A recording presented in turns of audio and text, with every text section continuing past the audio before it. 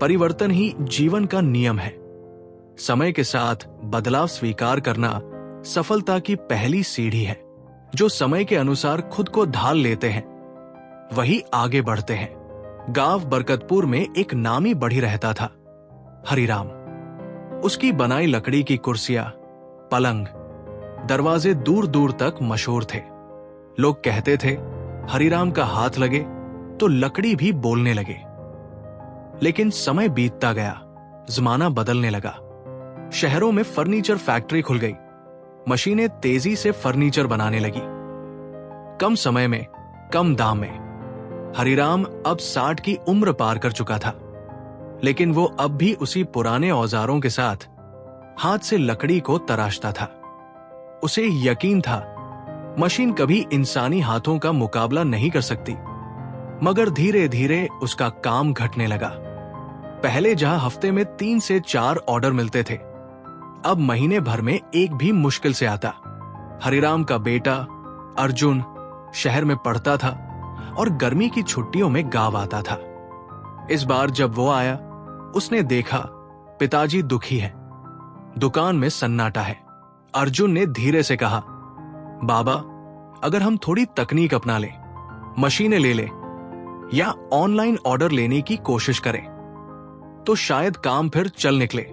हरिराम गुस्से से बोले, मुझे अपने हाथों पर भरोसा है, मशीनों पर नहीं। मैं लकड़ी से बातें करता हूं, मशीनें उसे काट डालती है। ये सब तुम्हारे शहर की बातें हैं। अर्जुन चुप हो गया, लेकिन उसने हार नहीं मानी। वो हरिराम की बनाई कुर्सियों की फोटो खींचने लगा, छोटे छोटे वीडियो बनाए और एक वेबसाइट बना डाली, hariramhandcrafted.com। फेसबुक और इंस्टाग्राम पर पेज बनाया। पहले तो हरिराम नाराज हुआ, तू मेरे काम का मजाक बना रहा है। लेकिन अर्जुन बोला, नहीं बाबा, मैं दुनिया को दिखा रहा हूं कि आप क्या कर सकते हैं। अब भी लोगों को हाथ की मेहनत चाहिए, बस उन्हें दिखाना होगा। कुछ ही हफ्तों में एक चमत्कार हुआ। दिल्ली के एक आर्ट कलेक्टर ने उनकी बनाई एक कुर्सी की तस्वीर देखी और 20 कुर्सियों का ऑर्डर दे दिया, दोगुने दाम पर। फिर मुंबई से एक होटल वाले ने लिखा कि उन्हें अपनी लॉबी के लिए देसी डिजाइन वाला फर्नीचर चाहिए। हरिराम पहले हक्का बक्का रह गया, फिर धीरे धीरे उसने अर्जुन से सीखा कैसे ईमेल पढ़ते हैं, वीडियो कॉल कैसे करते हैं और मशीनों से कैसे मदद ली जा सकती है बिना कला खोए। उसने अपने पुराने औजारों को नहीं छोड़ा, लेकिन मशीनों को सहायक बना लिया। आज हरिराम का काम पहले से कई गुना बढ़ गया है। उसके हाथ अब भी वही है, लेकिन सोच बदल गई है। समय के साथ चलना उसने सीख लिया है। वो अब गांव के युवाओं को सिखाता है कि कला को बनाए रखते हुए कैसे तकनीक को अपनाया जा सकता है। हरिराम की कहानी हमें ये सिखाती है कि परिवर्तन से डरना नहीं चाहिए। जो समय के साथ बदलते हैं वही स्थायित्व पाते हैं। पुरानी सोच, पुराना हुनर, ये सब अमूल्य है, लेकिन उन्हें ज़माने की रफ्तार के साथ चलना होगा। समय किसी के लिए नहीं रुकता, और जो समय के साथ चलना नहीं सीखते वो पीछे छूट जाते हैं। परिवर्तन को अपनाना कमजोरी नहीं, समझदारी है। समय के साथ चलना मजबूरी नहीं, सफलता की दिशा है। यदि आप चाहें तो इसी कहानी का नाटकीय रूप, स्क्रिप्ट या वीडियो वॉइस ओवर भी तैयार कर सकता हूं। जो रुकता है वो पिछड़ता है। समय किसी के लिए नहीं रुकता। अगर हम समय के साथ नहीं चले तो दुनिया हमसे आगे निकल जाएगी। एक समय की बात है, एक छोटे से शहर में विजय नाम का एक तेज और होशियार लड़का रहता था। स्कूल में वो हमेशा अव्वल आता, हर प्रतियोगिता में पुरस्कार जीतता और शिक्षक भी उसे उदाहरण के तौर पर पेश करते। उसके माता पिता को पूरा विश्वास था कि विजय ही उनका नाम रोशन करेगा। विजय ने 12वीं के बाद इंजीनियरिंग में दाखिला लिया। शुरुआती सेमेस्टरों में वो सबसे आगे था, लेकिन एक चीज उसने कभी नहीं बदली, अपनी आदतें। वो पुराने तरीके से पढ़ता रहा, किताबें, नोट्स और वही पुराने पैटर्न। समय के साथ दुनिया बदल रही थी। उसके साथ ही ऑनलाइन कोर्स करने लगे, नए नए प्रोग्रामिंग लैंग्वेज सीखने लगे, प्रोजेक्ट्स पर काम करने लगे। किसी ने ऐप बनाया तो कोई हैकाथॉन में जीत गया। लेकिन विजय को लगा, मेरी नींव मजबूत है, मुझे इन सब दिखावों की जरूरत नहीं। धीरे धीरे जब प्लेसमेंट का समय आया तो वही साथी जो पहले पीछे थे बड़ी बड़ी कंपनियों में चयनित हो गए। एक दिन विजय को अपने बहुत ही साधारण इंटरव्यू में रिजेक्ट कर दिया गया। कारण था, आपका ज्ञान अच्छा है लेकिन आप समय के अनुरूप अपडेट नहीं हैं। विजय को गहरा झटका लगा। जिस लड़के ने कभी हार नहीं देखी, अब वो अपने ही विश्वासों में उलझ गया था। उसने अपने आप से पूछा, क्या मैं वाकई अच्छा था या बस समय पर आगे था? कुछ महीनों तक संघर्ष के बाद उसने एक निर्णय लिया, अब वो रुकेगा नहीं। उसने दिन रात मेहनत की, ऑनलाइन प्लेटफॉर्म से नई टेक्नोलॉजी सीखी, छोटे प्रोजेक्ट बनाए और अपने आप को पूरी तरह अपडेट कर लिया। 1 साल बाद विजय को एक स्टार्टअप में नौकरी मिली। शुरू में सैलरी कम थी, लेकिन काम सीखने का जुनून उसमें जाग चुका था। अगले 2 वर्षों में उसने खुद को इतना बदल लिया कि वही कंपनियां जो उसे रिजेक्ट कर चुकी थी अब ऑफर भेजने लगी। विजय ने सीखा, रुकना मतलब हारना नहीं, लेकिन वही टिके रहना जरूर पिछड़ने जैसा है। हमें से बहुत से लोग अपने अतीत की उपलब्धियों में उलझ जाते हैं। हमें लगता है, मैं तो पहले नंबर पर था या मेरे पास अनुभव है। लेकिन जब तक हम चलते नहीं रहते, दुनिया हमें पीछे छोड़ देती है। समय एक नदी की तरह है, जो तैरता है वो पार कर जाता है, जो किनारे बैठा रहता है वो पीछे छूट जाता है। जो लोग चलते रहते हैं, सीखते रहते हैं, वही आगे बढ़ते हैं। इसीलिए कभी मत रुकिए। विजेता वो नहीं जो एक बार जीते, विजेता वो है जो हर समय आगे बढ़ने की हिम्मत रखे। अगर आप चाहें तो मैं इस कहानी को संवाद शैली में या वीडियो स्क्रिप्ट फॉर्मेट में भी तैयार कर सकता हूं। नवाचार को अपनाना जरूरी है। समय के साथ तकनीक, सोच और जीवन शैली बदलती है। जो इन्हें अपनाते हैं वे प्रगति करते हैं। गांव छायापुर में कृष्णा काका नाम के एक अनुभवी किसान रहते थे। उनके खेत सबसे उपजाऊ माने जाते थे और खेती की परंपरागत विधियों में उनका कोई मुकाबला नहीं था। वे खुद पर गर्व करते थे, मेरे दादा जैसे करते थे वैसे ही मैं कर रहा हूं। यही असली खेती है। उनके पास 10 एकड़ जमीन थी, लेकिन फसलें धीरे धीरे कम होने लगी थी। बारिश समय पर नहीं होती, कीड़े लग जाते और उत्पादन लागत बढ़ती जा रही थी।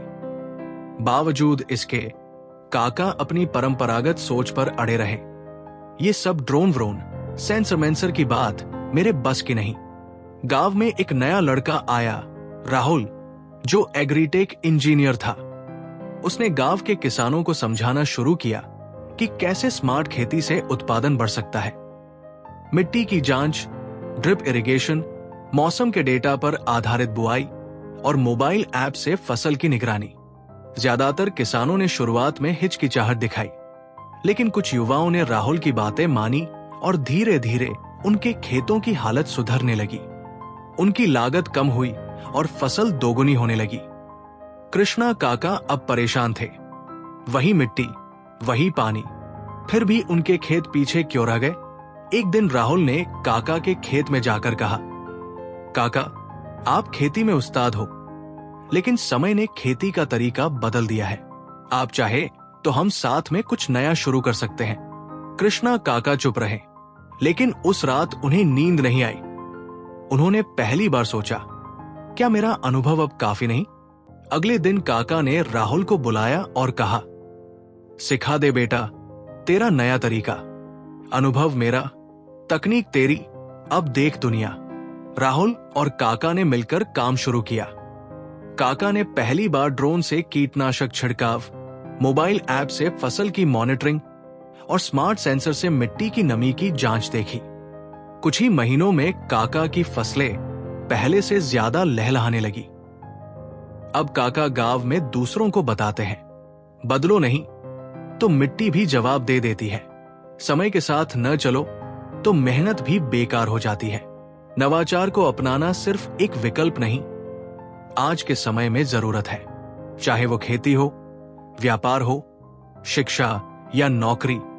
जो लोग नई सोच, नई तकनीक और नई विधियों को अपनाते हैं वही आगे बढ़ते हैं। जो लोग सिर्फ परंपराओं में जीते हैं वे समय से पीछे छूट जाते हैं। परंपरा को जिंदा रखने का सबसे अच्छा तरीका है उसे समय के अनुरूप ढालना। बदलते दौर में जो नया सीखने से डरता है वही सबसे पहले पिछड़ता है। नवाचार अपनाना कमजोरी नहीं, सफलता की आधुनिक परिभाषा है।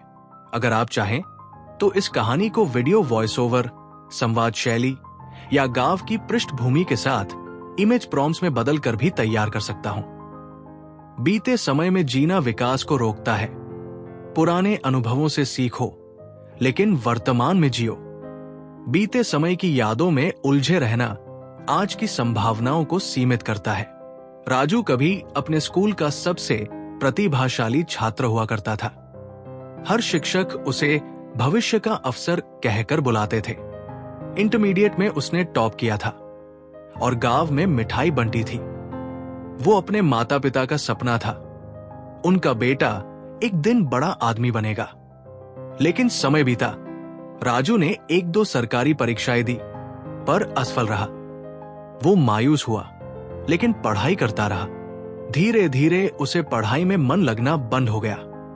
हर बार जब उससे कोई पूछता अब क्या कर रहे हो, वो गर्व से कहता मैंने 12वीं में टॉप किया था। मुझे पढ़ने में कोई टक्कर नहीं दे सकता। पर वो उस बीते गौरव में इतना खो गया था कि वर्तमान की जरूरतों को समझना ही भूल गया। बाकी लोग नौकरी में लग गए, कुछ ने छोटे कारोबार शुरू किए तो किसी ने स्किल सीख ली। लेकिन राजू वही अटका रहा अपने अतीत की उपलब्धियों में। एक दिन उसके बचपन का दोस्त अमित गांव आया। अमित ने एक छोटा मोबाइल रिपेयरिंग सेंटर खोला था और अब खुद की इलेक्ट्रॉनिक्स की दुकान चला रहा था। राजू ने पूछा, तू भी तो मेरी क्लास में पीछे था, अब इतनी तरक्की कैसे? अमित मुस्कुराया और बोला, भाई, मैंने बीते कल को सम्मान दिया लेकिन आज की जरूरत को समझा। अगर मैं सिर्फ स्कूल के नंबरों पर बैठा रहता तो शायद आज भी खाली बैठा होता। राजू को एक झटका सा लगा। उसे पहली बार महसूस हुआ कि वो समय में पीछे रह गया है, अपने ही बीते कल में कैद होकर। उस रात राजू ने खुद से पूछा, क्या मैं वाकई मेहनत कर रहा हूं या बस अतीत के गौरव से खुद को बहला रहा हूं? अगली सुबह वो अमित के पास गया और बोला, मुझे आज का आदमी बनना है, बीते कल का स्मारक नहीं। मुझे सिखा कैसे शुरू करूं नए सिरे से। अमित ने उसे मोबाइल रिपेयरिंग सिखाई, फिर कंप्यूटर और डिजिटल स्किल्स। राजू ने धीरे धीरे खुद को बदलना शुरू किया। उसने पुराने सपनों का सम्मान किया लेकिन अब नए सपनों को जीना शुरू किया। 6 महीने बाद राजू ने गांव में खुद की एक डिजिटल सेवा केंद्र खोली जहां लोग बिल भरने, फॉर्म भरने, ऑनलाइन सेवाओं के लिए आते। आज वो आत्मनिर्भर है और दूसरों को भी यही सिखाता है। गुजरा हुआ समय गर्व का कारण हो सकता है लेकिन विकास का साधन नहीं। आगे बढ़ने के लिए आज में जीना जरूरी है। बहुत से लोग अपने अतीत की सफलता या असफलता में उलझे रहते हैं। वे सोचते हैं, मैं पहले बहुत अच्छा था या पहले इतना बुरा हुआ कि अब क्या करें। लेकिन ये सोच आज के अवसरों को जकड़ लेती है। हमारे बीते कल से हमें सीखना चाहिए लेकिन उस पर टिके रहना विकास को रोक देता है। वक्त का पहिया सिर्फ आगे घूमता है और जो उसमें पीछे फंसा रह जाता है वो गिर जाता है। अतीत से सीखो लेकिन वर्तमान में जियो। भविष्य तुम्हारा इंतजार कर रहा है अगर तुम उसे अपनाने की हिम्मत रखो। अगर आप चाहें तो इस कहानी को वीडियो, नाटक या संवादों में बदलकर और भी प्रभावशाली बना सकता हूं। समय का सदुपयोग करना सीखो। समय सबसे मूल्यवान संपत्ति है। जो इसका सही उपयोग करना सीखता है वही जीवन में कुछ बड़ा हासिल करता है। मोहन एक छोटे कस्बे में रहने वाला साधारण युवक था। पढ़ाई में ठीक ठाक, खेलकूद में औसत और जीवन के बारे में ज्यादा गंभीर कभी नहीं रहा। उसके दिन मोबाइल पर रील्स देखने, दोस्तों के साथ गप्पे लड़ाने और सोने में निकल जाते। वो अक्सर कहता, अभी तो उम्र पड़ी है, मेहनत बाद में कर लेंगे। मोहन का एक बहुत अच्छा दोस्त था, रवि। दोनों साथ में स्कूल गए, साथ खेलते और बातें करते। पर रवि कुछ अलग सोच रखता था। वो दिन का 1 घंटा पढ़ाई, सीखने या नया करने में लगाता। कभी किताबें पढ़ता, कभी ऑनलाइन कोर्स करता, कभी कोई स्किल सीखता। मोहन अक्सर रवि का मजाक उड़ाता।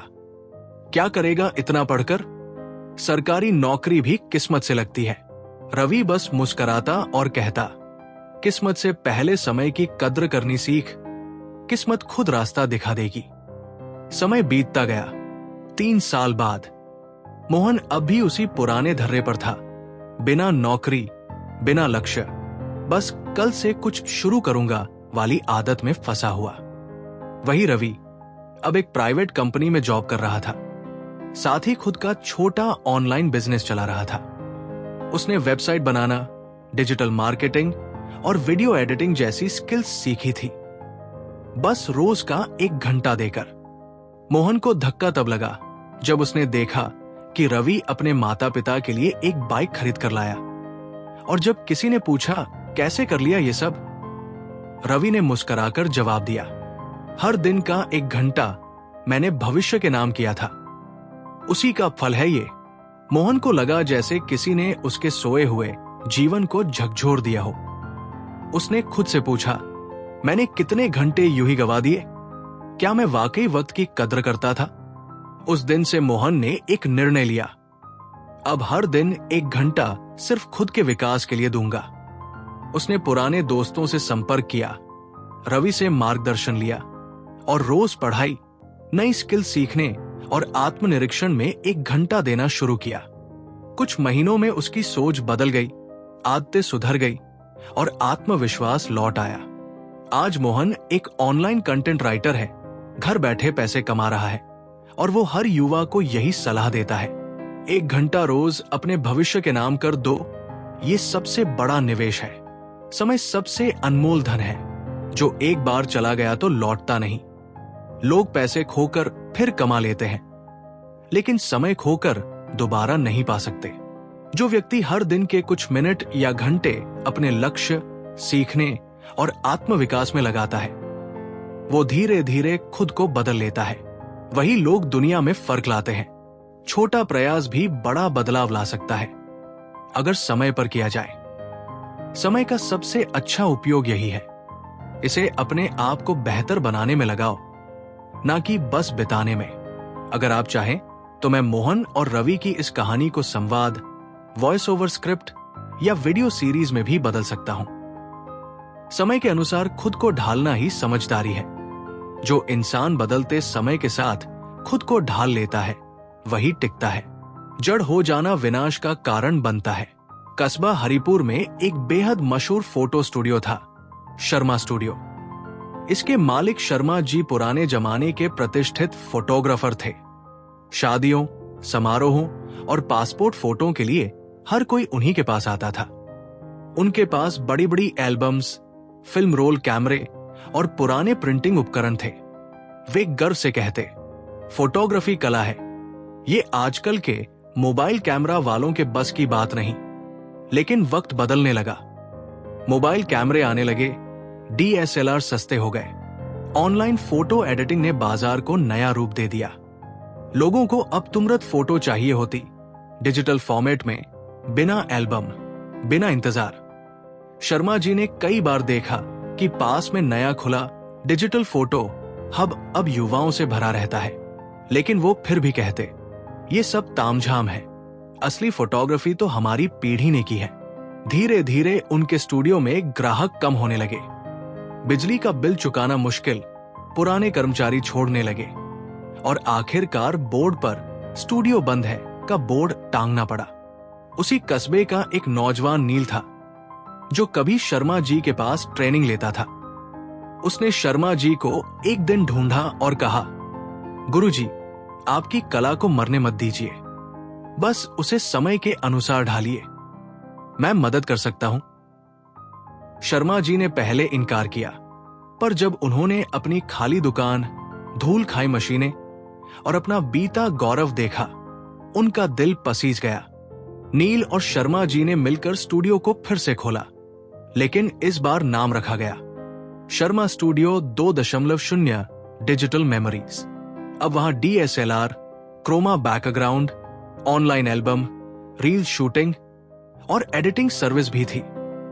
पुराने अनुभव के साथ नई तकनीक का मेल हुआ। 1 साल के अंदर वो स्टूडियो पूरे जिले में मशहूर हो गया। एक दिन एक ग्राहक ने शर्मा जी से कहा, सर, इतनी उम्र में आपने इतना बदलाव कर लिया। शर्मा जी मुस्कुराए और बोले, समय तो बहता दरिया है बेटा, तैरना नहीं सीखा तो डूब जाओगे। समझदारी यही है, समय के पानी के साथ बहो पर अपनी पहचान बनाए रखो। समय के साथ जो नहीं बदलते वो मिट जाते हैं। ये सच्चाई सिर्फ बिजनेस ही नहीं, जीवन के हर पहलू में लागू होती है। रिश्ते, करियर, सोच, आदतें, कठोरता से चीजें टूटती हैं। लचीलापन ही जीवन देता है। जो इंसान समय के अनुसार खुद को ढाल लेता है, वो हर परिस्थिति में अपना स्थान बना लेता है। परिवर्तन से डरने की बजाय उसे स्वीकार करना ही बुद्धिमानी है। समय के साथ बदलना कमजोरी नहीं, बल्कि जीवित रहने की कला है। अगर आप चाहें तो इस कहानी को modern setup, scene by scene image prompts या वीडियो स्क्रिप्ट में भी विस्तार से तैयार किया जा सकता है। हर बदलाव के पीछे कोई न कोई कारण होता है। बदलाव अचानक नहीं आते, उनके पीछे परिस्थितियां, जरूरतें और समय की मांग होती है। जो इस कारण को समझ लेता है वही बदलाव को स्वीकार कर पाता है। अर्जुन एक सॉफ्टवेयर कंपनी में 12 साल से काम कर रहा था। वो मेहनती था, ईमानदार था और कंपनी के पुराने सिस्टम का एक भरोसेमंद हिस्सा। उसे अपने काम पर गर्व था। मैं इस सिस्टम को आंख बंद करके चला सकता हूं। एक दिन कंपनी में मीटिंग हुई और घोषणा हुई, हम अब बेस्ट ऑटोमेशन सिस्टम लागू करने जा रहे हैं, जिससे कुछ पुराने काम अब मशीनें करेंगी। अर्जुन चौंक गया। मेरे 12 साल का अनुभव अब किसी मशीन से बदला जाएगा?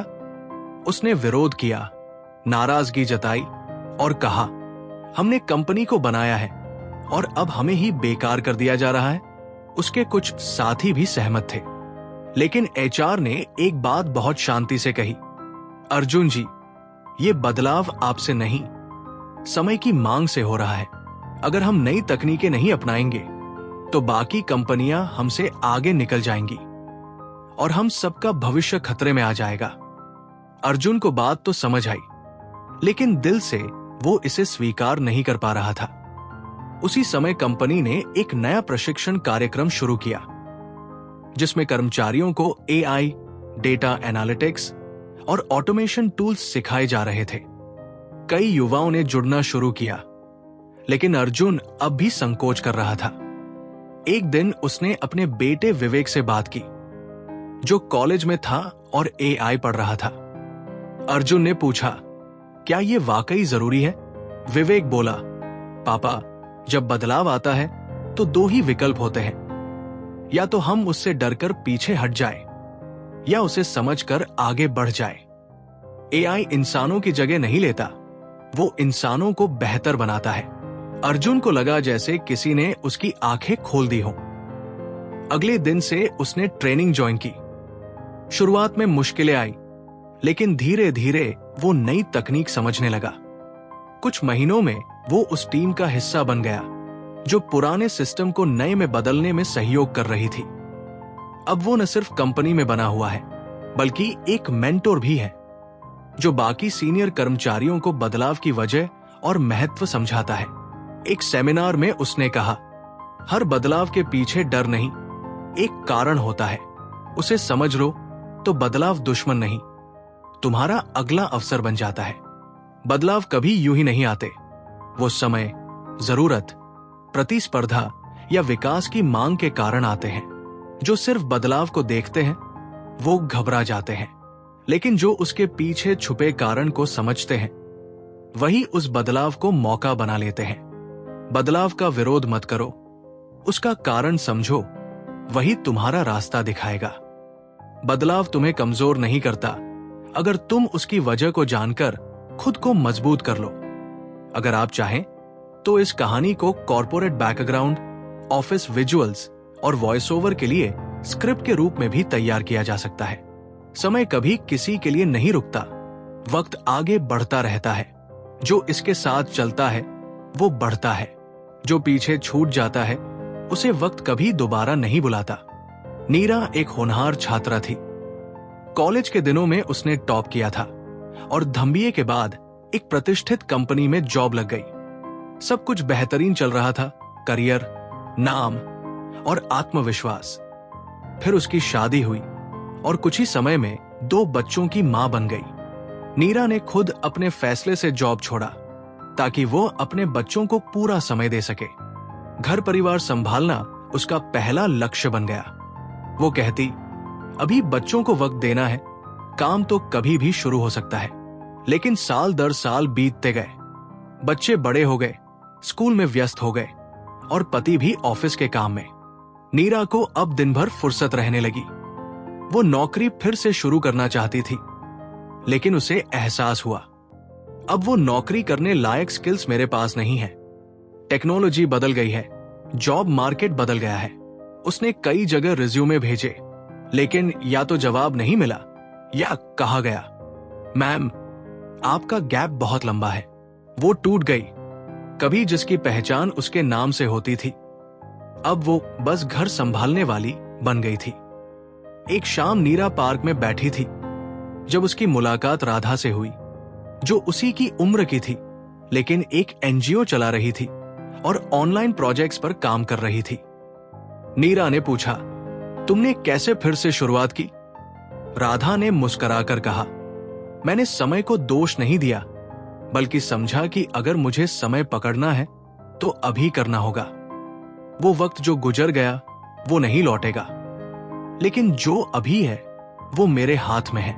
नीरा को ये बात गहराई से लगी। अगले दिन से उसने खुद को तैयार करना शुरू किया। उसने ऑनलाइन कोर्स किए, डिजिटल मार्केटिंग और कम्युनिकेशन स्किल सीखी और खुद का एक छोटा ब्लॉग शुरू किया। शुरू में किसी ने ध्यान नहीं दिया, लेकिन धीरे धीरे उसका काम पहचाना जाने लगा। आज नीरा एक सफल फ्रीलांस कंटेंट कंसल्टेंट है और घर से ही काम करके आर्थिक रूप से आत्मनिर्भर है। वो महिलाओं के लिए वर्कशॉप भी लेती है और कहती है, वक्त किसी के लिए नहीं रुकता। तुम रुके तो वक्त नहीं, मौका चला जाता है। अगर चल पड़े तो वक्त भी साथ चलने लगता है। समय किसी का इंतजार नहीं करता। ये नदी की तरह है जो चलते रहने वाले को मंजिल तक पहुंचाती है, लेकिन ठहरे हुए को पीछे छोड़ देती है। जो समय के बहाव को समझकर उसके साथ कदम से कदम मिलाकर चलता है, वो जीवन में आगे बढ़ता है। रुकना आसान है, लेकिन बढ़ना जरूरी है, क्योंकि वक्त नहीं रुकता और जो पीछे छूट गया वो दोबारा नहीं आता। अगर कुछ करना है तो आज से शुरू करो, क्योंकि यही समय तुम्हारा सबसे बड़ा साथी है अगर तुम चल पड़े। अगर आप चाहें तो मैं इस कहानी को एक वीडियो स्क्रिप्ट या महिला प्रेरणा विषय पर पॉडकास्ट शैली में भी बदल सकता हूं। समय के साथ अपनी सोच में लचीलापन लाओ। समय बदलता है और अगर हम अपनी सोच में लचीलापन नहीं लाएंगे तो हम फंस सकते हैं। जो अपनी सोच में बदलाव करता है वही समय के साथ आगे बढ़ता है। सीमा एक उच्च प्रशिक्षित शिक्षक थी। उसने हमेशा यह विश्वास किया था कि पारंपरिक शिक्षा पद्धतियां ही सबसे प्रभावी होती है। वो मानती थी कि कक्षा में बैठकर किताबें पढ़ना ही सही तरीका है और कोई भी छात्र अगर उसमें अच्छा प्रदर्शन नहीं करता तो उसे अपनी मेहनत और समझ में कमी मानती थी। वो अपने स्कूल के सबसे सख्त और सबसे प्रभावशाली शिक्षक के रूप में जानी जाती थी। लेकिन एक दिन उसने महसूस किया कि छात्रों का ध्यान अब पढ़ाई में नहीं रहता। वे अक्सर मोबाइल पर व्यस्त रहते, वीडियो गेम्स खेलते और कक्षा में ध्यान नहीं लगाते। उसके लिए ये किसी चुनौती से कम नहीं था। वो इस बदलाव को समझने के बजाय आजकल के बच्चों की बदतमीजी मान रही थी। उसे लगता था कि समय की ये नई पीढ़ी किसी काम की नहीं है और उसका मानना था कि छात्रों को सुधारने का एक ही तरीका है, कड़ी सजा और पुरानी पद्धतियों का पालन। लेकिन एक दिन स्कूल में एक नया ऑनलाइन एजुकेशन प्लेटफॉर्म लागू किया गया। ये एक ऐसा तरीका था जिसमें छात्र अपनी गति से वीडियो देख सकते थे, क्विज खेल सकते थे और अपनी समझ को प्रैक्टिकल उदाहरणों से परख सकते थे।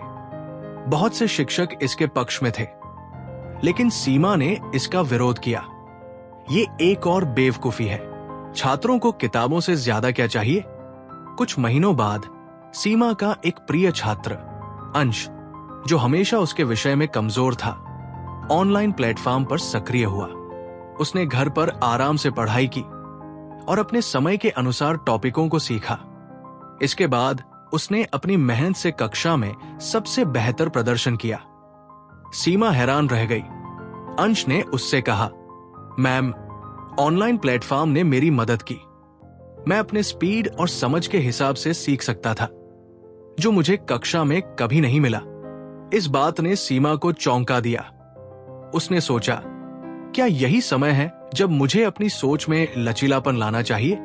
उसने थोड़ी झिझक के साथ ऑनलाइन पढ़ाई को अपनाया और धीरे धीरे वो महसूस करने लगी कि अगर वो अपनी पुरानी सोच में अड़ी रहती तो वो कभी इन नए तरीकों का फायदा नहीं उठा पाती। सीमा ने उस नई शिक्षा पद्धति को कक्षा में भी लागू किया। उसने वीडियो, इंटरैक्टिव क्विज और वास्तविक जीवन के उदाहरणों का उपयोग करना शुरू किया। छात्रों को अब कक्षा में रुचि थी और उनकी परिणाम स्वरूप सोच भी बदल गई। छात्रों की समझ में सुधार हुआ और उनके अंक भी बेहतर हो गए। कुछ महीनों बाद सीमा ने यह स्वीकार किया, समय बदलता है और अगर हम अपनी सोच में लचीलापन नहीं लाते तो हम पीछे छूट जाते। बदलाव के लिए तैयार रहना ही समझदारी है। समय के साथ साथ सोच में बदलाव और लचीलापन लाना बेहद जरूरी है। जो व्यक्ति पुराने विचारों में अटका रहता है वो नई परिस्थितियों और अवसरों से चूक जाता है। समय का सबसे अच्छा उपयोग यही है, सोच को खुला रखना और हर बदलाव को गले लगाना। जो अपनी सोच को बदलता है वो समय के साथ चलता है और वही सच्चा विजेता होता है। लचीलापन न केवल हमारी समझ को बढ़ाता है बल्कि हमें नए अवसरों को स्वीकार करने का साहस भी देता है। अगर आप चाहें तो इस कहानी को कक्षा में शिक्षक छात्र की बातचीत के रूप में एक वॉइस ओवर स्क्रिप्ट में बदल सकता हूं, या इसे एक प्रेरणात्मक वीडियो के रूप में रूपांतरित किया जा सकता है। समय को प्राथमिकता दो। जिस चीज को आप सबसे अधिक महत्व देते हैं वही आपके समय का सबसे बड़ा निवेश बनती है। जो अपनी प्राथमिकताएं सही से तय कर लेता है वही समय का सबसे अच्छा उपयोग करता है। अरुण एक पेशेवर फोटोग्राफर था। उसने अपनी जिंदगी का एक बड़ा हिस्सा कैमरे के पीछे बिता दिया था। उसकी फोटो गैलरी में उसकी कड़ी मेहनत, यात्रा और खींची गई बेहतरीन तस्वीरों का संग्रह था। लेकिन इसका एक दुखद पहलू था। वो अपनी परिवार और व्यक्तिगत रिश्तों को हमेशा नजरअंदाज करता आया था। वो दिन रात काम में व्यस्त रहता। जब भी उसकी पत्नी रीना उससे समय मांगती, वो कहता, मैं बहुत व्यस्त हूं, काम से जुड़ी कुछ बातें हैं, जब फ्री होऊंगा तब देखूंगा। उसे ये महसूस नहीं हुआ कि उसके पास अपार सफलता थी, लेकिन उसका परिवार धीरे धीरे उससे दूर होता जा रहा था। पत्नी, बच्चे और दोस्त सभी उसकी प्राथमिकता से बाहर हो गए थे। रीना ने कई बार उसे समझाया, लेकिन वो हर बार यही कहता, जब मैं कुछ बड़ा करूंगा तब तुम देखोगी, सब ठीक हो जाएगा। अभी मुझे अपनी मेहनत पर ध्यान देना है। लेकिन अरुण को तब बड़ा झटका लगा जब रीना ने एक दिन उससे कहा, तुम्हें क्या लगता है एक दिन तुम दुनिया की सबसे बेहतरीन तस्वीरें खींचकर संतुष्ट हो जाओगे, लेकिन हमें खो बैठोगे? ये शब्द उसके दिल में गहरे उतर गए। उसने महसूस किया कि वो समय जो वो अपनी सबसे महत्वपूर्ण चीजों के लिए नहीं दे रहा था, वो बहुत कीमती था। अरुण ने अगले कुछ हफ्तों में खुद को पूरी तरह से बदलने की ठानी। सबसे पहले उसने काम के घंटों को व्यवस्थित किया और निश्चित किया कि सप्ताह में एक दिन वो केवल अपनी पत्नी और बच्चों के साथ बिताएगा। परिवार के साथ समय बिताने के लिए उसने अपने शूटिंग के शेड्यूल में बदलाव किया। धीरे धीरे अरुण ने न सिर्फ अपने काम में संतुलन पाया, बल्कि अपनी कला को और बेहतर किया, क्योंकि अब उसे अपने परिवार और प्रियजनों से प्रेरणा मिलती थी। उसकी फोटोग्राफी में अब एक नई ऊर्जा और समझ थी। वो अब न सिर्फ एक कामकाजी व्यक्ति था, बल्कि एक खुशहाल पति और पिता भी बन चुका था। कुछ महीनों बाद रीना ने एक दिन कहा, तुमने सही प्राथमिकताएं तय की और देखो अब सब कुछ बेहतर है। अरुण ने मुस्कुराते हुए जवाब दिया, समय के साथ सबसे महत्वपूर्ण यह है कि तुम किसे प्राथमिकता देते हो। जब तुम सही चीजों पर ध्यान देते हो तो वही तुम्हारे समय का सबसे अच्छा निवेश बनती है। समय का सबसे अच्छा उपयोग तब होता है जब आप ये समझते हैं कि आपकी प्राथमिकताएं क्या है। हम सबके पास सीमित समय है और जो चीज हमें सबसे ज्यादा प्रिय है वही हमारी प्राथमिकता होनी चाहिए। अगर हम सही चीजों पर ध्यान देंगे तो समय हमें असल में वही देगा जिसकी हमें सच्ची जरूरत है। समय की सबसे बड़ी ताकत तब होती है जब हम उसे अपनी प्राथमिकताओं के अनुसार खर्च करते हैं। जो चीजें हमारी प्राथमिकता बनती है वही हमारी जिंदगी का सबसे बड़ा निवेश बन जाती है। ये कहानी एक प्रेरणा है कि हमें ये सोचना चाहिए कि किसे और क्या समय दे रहे हैं, क्योंकि वही समय हमारी जिंदगी के सबसे अच्छे फैसले बन सकता है। अगर चाहें तो मैं इस कहानी को किसी पेशेवर व्यक्ति की जीवन शैली या एक पर्सनल डेवलपमेंट वीडियो के रूप में भी ढाल सकता हूं।